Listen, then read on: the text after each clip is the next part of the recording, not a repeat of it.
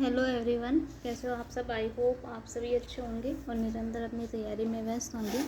हम राजस्थान की कला और संस्कृति के कुछ एमसीक्यू क्वेश्चंस देख रहे थे, जिसके अंदर हमने जो पार्ट 1 है वो हमने देख लिया था। हम राजस्थान के दुर्ग पढ़ रहे थे, तो हमने दुर्गों की फर्स्ट जो वीडियो है उसी के अंदर हमने आचार्य शुक्र नीति के अनुसार कितने दुर्ग होने चाहिए और दुर्ग कितने प्रकार के हैं, उनमें भेद देखा, कौन कौन उन दुर्गों की श्रेणी में आते हैं, उन दुर्गों के बारे में संबंधित चर्चाएं की।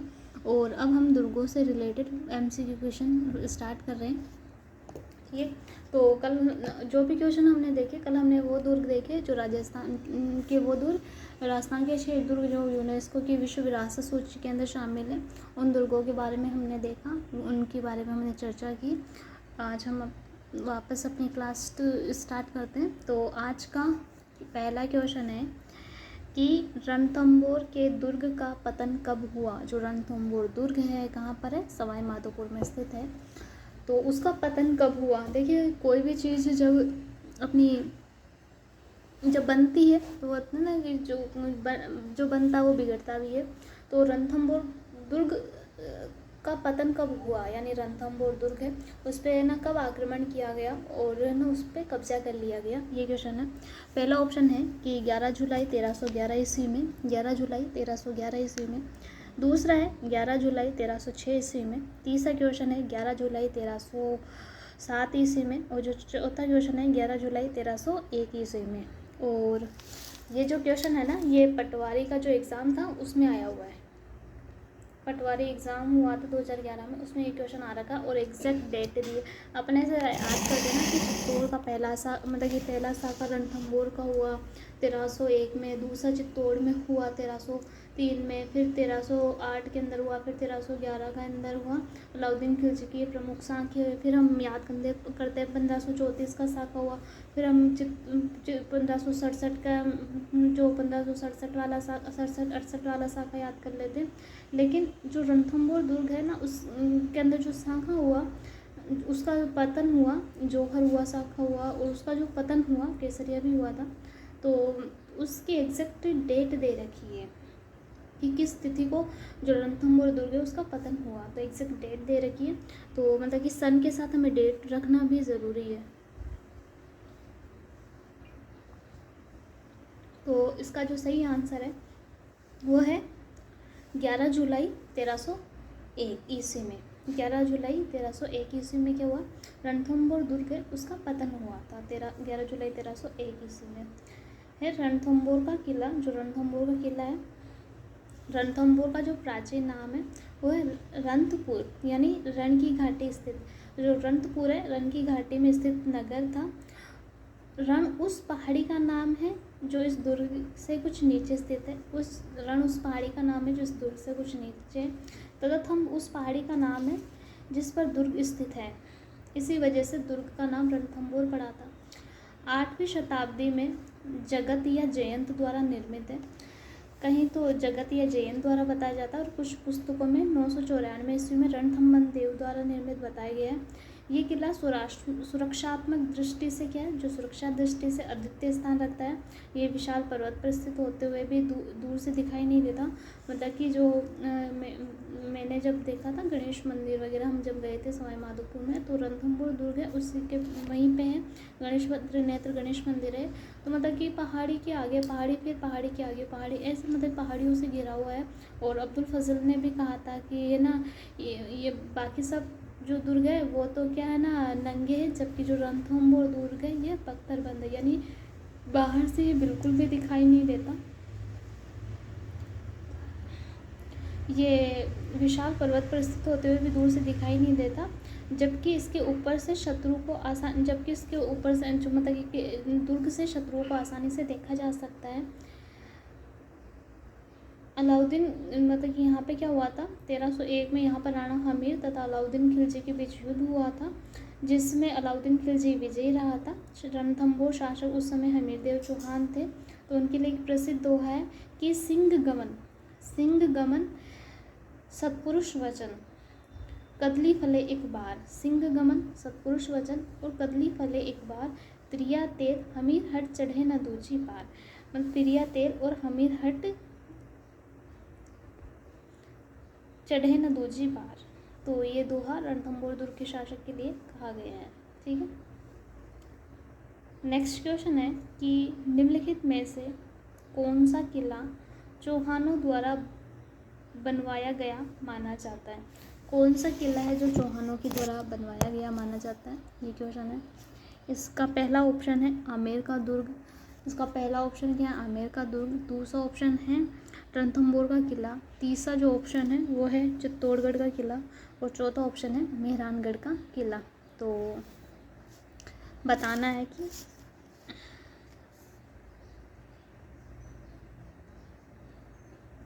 किस शासक ने, मतलब कि जो चौहान शासकों द्वारा कौन सा किला बनाया गया है। इसका सही आंसर है रणथंभौर का किला।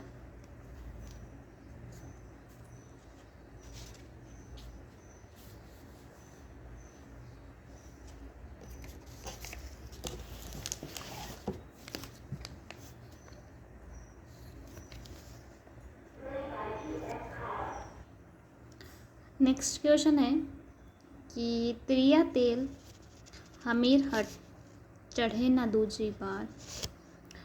यह है किस दुर्ग के शासक से संबंधित है। मतलब ये उक्ति है या कथन कह सकते हैं कि जैसे हमने पहले देखा था कि सिंह गमन सत्पुरुष वचन कदली फले एक बार त्रिया तेल हमीर हट चढ़े न दूजी बार। तो यहाँ पे उसका एक लाइन दे रखी है कि त्रिया तेल हमीर हट चढ़े न दूजी बार। ये कथन किस दुर्ग के शासक के बारे में कहा गया है। तो हमें बताना, ऑप्शन कुछ इस प्रकार है। पहला है मेहरानगढ़, दूसरा है रणथंभौर, तीसरा है चित्तौड़गढ़ और चौथा आमेर। और ये क्वेश्चन है ना पुलिस कांस्टेबल एग्ज़ाम हुआ था 2013 में, उसमें ये क्वेश्चन आ रखा है। तो बताना है कि ये जो है ना कहावत है ये किस दुर्ग के शासक से संबंधित है। मतलब कौन से शासक है जिनके बारे में ये कथन कहा गया है। तो बताना हमें। त्रिया तेल हमीर हट चढ़े न दूजी बार। तो ये जो कथन है या ये जो कहावत है ये रणथंभौर के शासक हमीरदेव चौहान है, उनके बारे में कहा गया है। जो 1301 के अंदर हमीरदेव अलाउद्दीन खिलजी के सेनापति थे, मोहम्मद शाही नाम के सेनापति थे।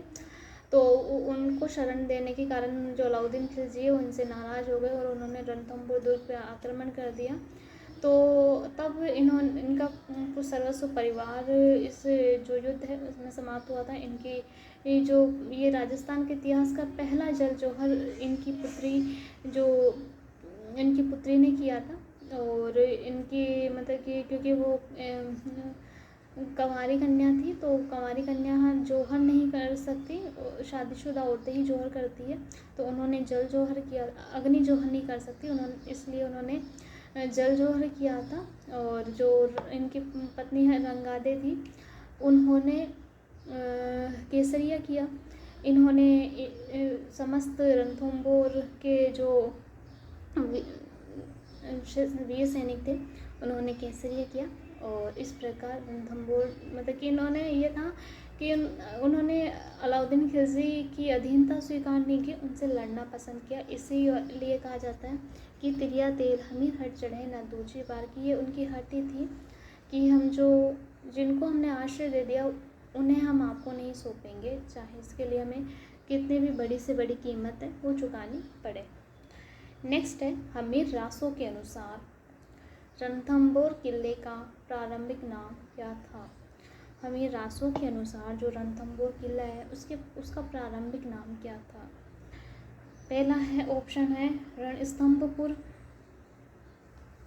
दूसरा है रणदेवपुर, तीसरा रणथंभपुर, चौथा रणथंभपुरा। तो हमें बताना है कि हमें रासों के अनुसार रणथंभौर जो किला उसका प्रारंभिक नाम क्या था।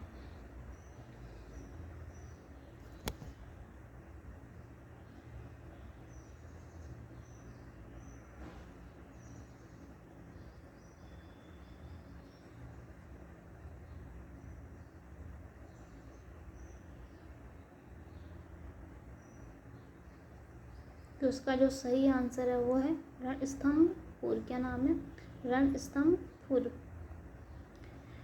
नेक्स्ट है कि किस दुर्ग का प्रवेश द्वार है वो नौलखा दरवाज़ा के नाम से जाना जाता है। मतलब कौन सा दुर्ग है, किस दुर्ग का प्रवेश द्वार नौलखा दरवाज़ा के नाम से जाना जाता है। पहला ऑप्शन है चित्तौड़, दूसरा ऑप्शन है सिवाड़ा, तीसरा है जालोर और चौथा रणथंभौर। और ये LAC एग्ज़ाम हुआ था 2018 में आ रखा है, सेकंड ग्रेड एग्ज़ाम हुआ था 2014 उसमें आ रखा है।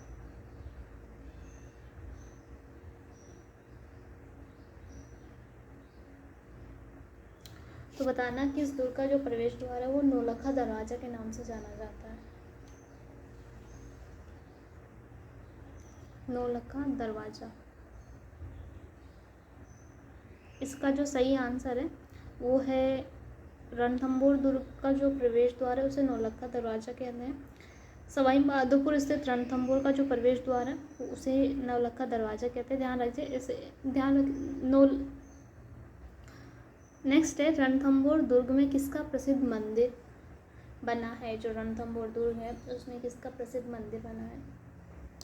पहला ऑप्शन है आदिनाथ का, दूसरा चातुंडा देवी का, तीसरा त्रिनेत्र गणेश जी का और चौथा शिव जी का। तो रणथंभौर दुर्ग में किसका प्रसिद्ध मंदिर बना हुआ है ये मैं बताना है।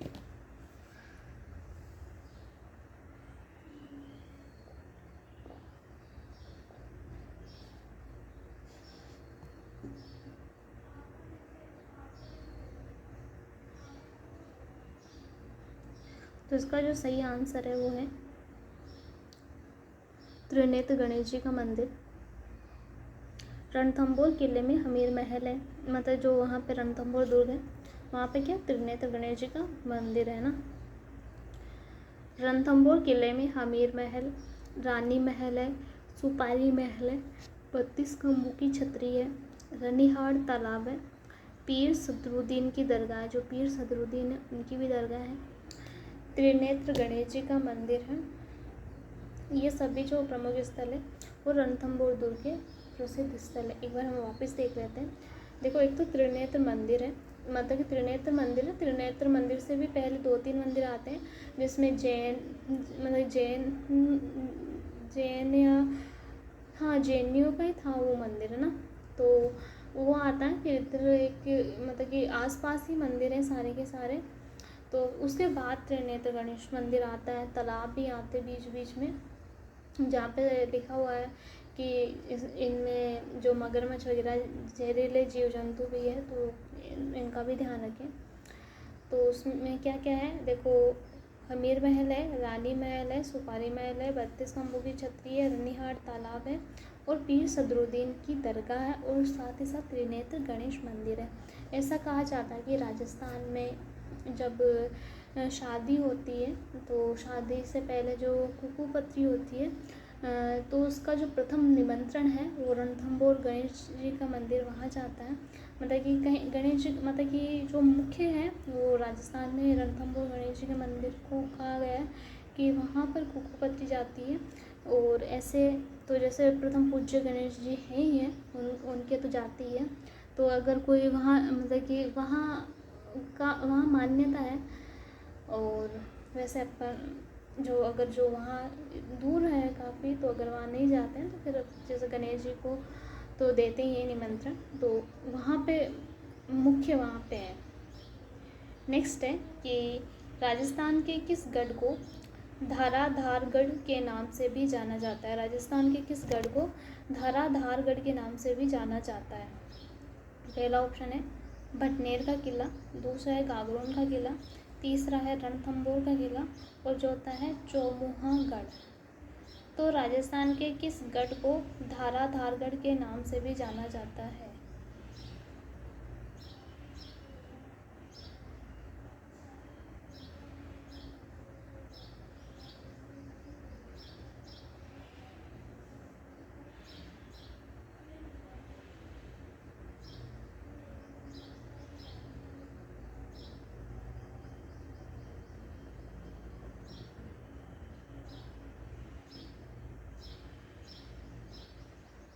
और ये लेबर असिस्टेंट 2019 में आया हुआ क्वेश्चन।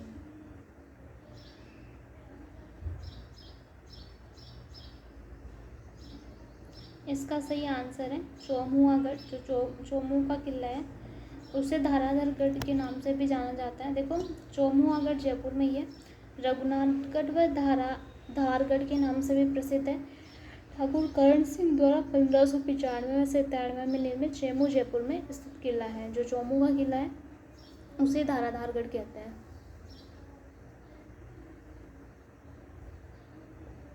नेक्स्ट है भटनेर का किला कहाँ स्थित है। जो भटनेर का किला है वो कहाँ स्थित है, तो भटनेर कहाँ स्थित है ये हमें बताना है।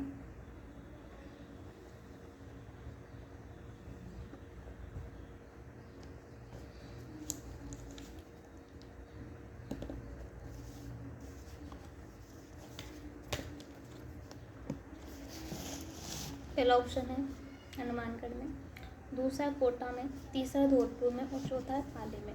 तो भटनेर का किला कहाँ स्थित है ये बताना है।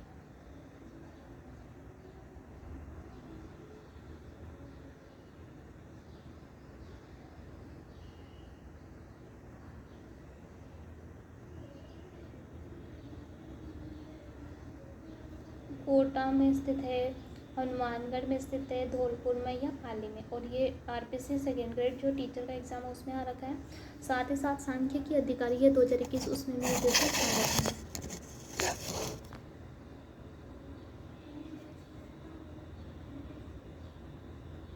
तो इसका सही आंसर है जो भटनेर का किला है ये हनुमानगढ़ में स्थित है। देखिए भटनेर दुर्ग है वो गंगा नदी के तट पर स्थित है ना। इसका निर्माण श्री कृष्ण की जो 90वीं पीढ़ी में जन्मे जैसलमेर के भाटी राजा के पुत्र भूपत भाटी ने अपने पिता की स्मृति में 295 ईस्वी में बनाया। कब बनाया था? 295 ईस्वी में, यानी 295 ईस्वी में करवाया था 295। इस दुर्ग के बारे में तैमूर लंग ने अपनी आत्मकथा तुजुक ए तैमूरी में कहा कि मैंने इतना मजबूत व सुरक्षित किला पूरे हिंदुस्तान में कहीं नहीं देखा। वर्तमान में ये धान व दुर्ग भग्न व जर्जर अवस्थाओं में है। मतलब कि जो एक चीज़ हमें यह भी आ गई कि ये धान व दुर्ग है, जैसे जैसलमेर है वो मरुस्थल के अंदर बना हुआ है, तो ये भी एक धान व दुर्ग की श्रेणी में आता है ना। तो पश्चिमी राजस्थान के जितने भी किले हैं वो अधिकतर धान और दुर्ग की श्रेणी में आते हैं। धान और दुर्ग यानी जो मरुस्थल के बीच स्थित होते हैं वो दुर्ग धान और दुर्ग कहलाते हैं। और भटनेर दुर्ग है वो धान और दुर्ग का एक बहुत अच्छा उदाहरण है। किसका? एक भटनेरगढ़ जो दुर्ग है वो धान और दुर्ग का बहुत अच्छा उदाहरण है। और इसका निर्माण 295 ईस्वी में भूपत भाटी ने किया था। और तैमूर लंग ने अपनी जो आत्मकथा तुजुक ए तैमूरी में कहा कि मैंने इतना मजबूत और सुरक्षित किला पूरे हिंदुस्तान में कहीं नहीं देखा। जो भटनेर का दुर्ग है वो सर्वाधिक विदेशी आक्रमण, क्योंकि जब जहाँ से एंट्री करेंगे तो जहाँ से लोग बार बार आएंगे तो सर्वाधिक आक्रमण भी वही होंगे। तो जो भटनेर दुर्ग है वहाँ पे सर्वाधिक जो विदेशी आक्रमण हुए वो भटनेर दुर्ग में ही हुए हैं। और यहाँ पर मुस्लिम महिलाओं ने भी जोकर किया है। नेक्स्ट है भटनेर दुर्ग के निर्माणकर्ता कौन थे। भटनेर दुर्ग है उसके निर्माणकर्ता कौन थे? पहला है ऑप्शन है राजा हनु, दूसरा राजा माघ, तीसरा राजा भूपत और जो चौथा ऑप्शन है वो है राजा भट्टाचार्य। तो बताना है कि भटनेर दुर्ग के निर्माणकर्ता कौन थे। और ये क्वेश्चन जेल प्रेरी 2017 उसके साथ ही वीडियो एग्ज़ाम था 2021 के अंदर, उसकी जो सेकंड शिफ्ट है यानी जो प्री एग्ज़ाम था उसमें आ रखा है। भटनेर दुर्ग का निर्माण किसने किया? तो इसका सही आंसर है जो राजा भूपत है उन्होंने किया था। नेक्स्ट है बाला किला राजस्थान के किस जिले में स्थित है। जो बाला किला है वो राजस्थान के किस जिले में स्थित है? तो इसका सही आंसर है पहला ऑप्शन है जयपुर, दूसरा अलवर, तीसरा अजमेर, चौथा जोधपुर। इसका सही आंसर है बाला किला अलवर में स्थित है। ऐतिहासिक दृष्टि से इस किले को हसन खां मेवाती ने 1550 में बनवाया। गिरी दुर्ग आँख वाला किला क्योंकि प्राचीन में गोले बरसाने हेतु बने छेद के कारण भी इसे कहा जाता है। 244 साल पहले राव राजा प्रताप सिंह ने बिना युद्ध लड़े किले पर कब्जा कर लिया और अलवर बसाया। तब से किले पर कभी युद्ध नहीं लड़ा गया। इसी कारण इसे बाला किला को कवारा किला भी कहा जाता है। ज्ञातव्य है कि यहाँ मुगल बादशाह बाबर एक रात के लिए ठहरे और शेरशाह के हकीम ख्वाजा खां ने जो बाला किले में सलीम सागर तालाब का निर्माण करवाया। तो सलीम सागर और जो सूरजकुंड तालाब है ये बाला किला में स्थित है।